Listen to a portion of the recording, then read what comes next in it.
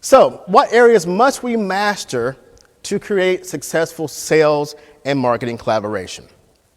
Cash. You can't just throw cash at it, although we sometimes get accused of that as marketers. That's a framework.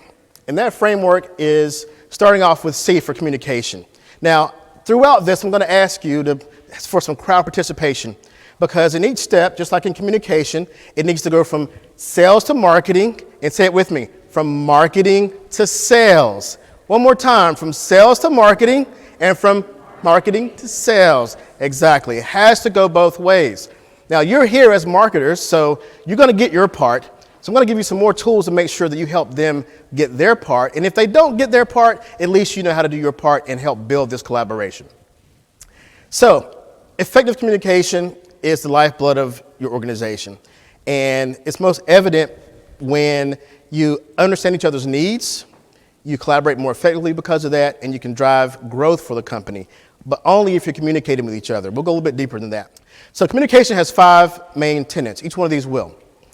The focus points are going to be attending the meetings, being there, even as a marketer, edge your way into these sales meetings, sharing the prospect's pain and language. That's mainly coming from the salesperson to you. Learn those meetings.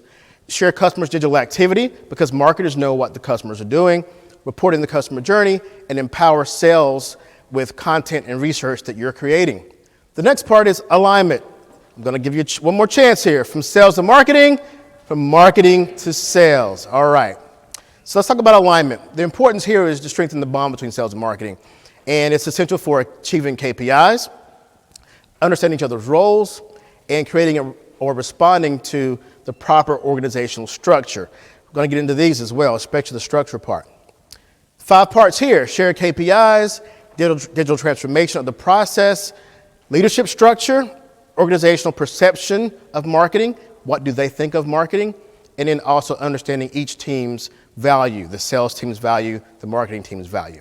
Systems between sales and marketing and sales. Thank you. All right. Build stronger sales and marketing teams with efficient systems.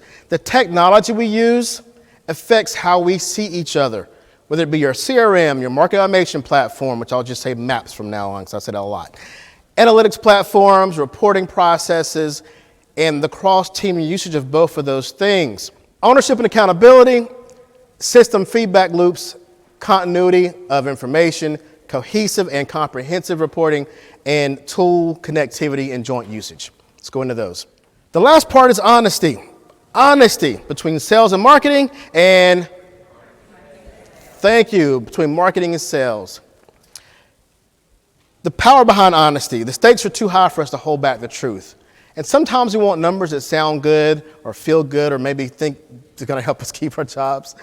But it's more important to be honest about those numbers, and leadership will greatly appreciate that because they need to be able to trust the numbers you give them. The challenges are, of course, the company culture, transparency, reward systems. Are you rewarded for having all those MQLs from the trade show? Is a salesperson rewarded for closing deals? Of course they are. But are you rewarded for the trade show? Not until you show an opportunity. Exploitation of lack of proof. That's where marketers, we fool ourselves because we want to show our value, but sometimes that's our biggest challenge, is proving our value.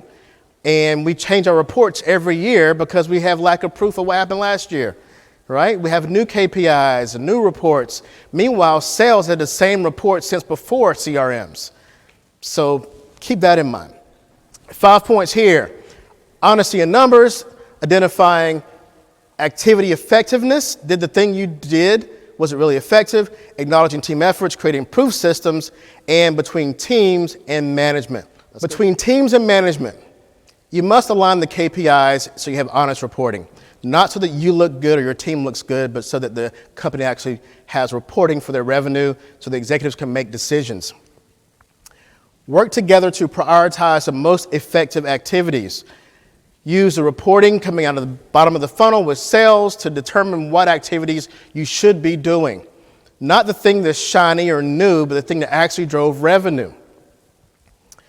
Proof systems. Plan campaigns with tracking in mind. Start from the beginning with, okay, if we're going to do this thing, how are we going to track it?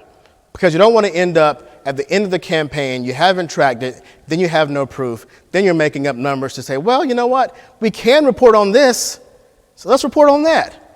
You're not fooling anybody. They'll expose team dependencies. Acknowledging efforts. Acknowledge who influenced the deals. Acknowledge, and this is something that's difficult, especially between sales and marketing, because both teams typically have a hand in most deals. It isn't always obvious. You don't always see it, but it's there. And so what that means is, I had a salesperson once say, yeah, this is my weekly report. We had a bluebird, we had a deal come out of the sky and landed on us, and we signed the deal. Excuse me. I raised my 6 fingers again. We met this person 2 years ago. He'd been reading white papers, coming to webinars. That wasn't just a bluebird. You didn't just find that out of the sky. Marketing had a part in that, right? So hold them accountable by attending the meetings, having your data, and call them on the carpet when it's time to show that, no, marketing was in the room. We've been there before you were. Or if the deal went cold during Mr. Salesperson's activities, marketing warmed them back up. So we're always intertwined in there. So be sure you have a voice in that. Real integrity is doing the right thing, knowing that nobody's going to know whether you did it or not. Truth over good numbers. Truth will keep you a job today, but maybe not the year. So truth over good numbers. Give credit where credit is due. Support honesty over just getting the credit.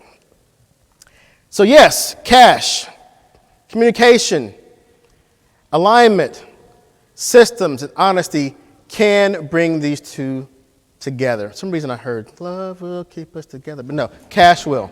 C.A.S.H will keep us together.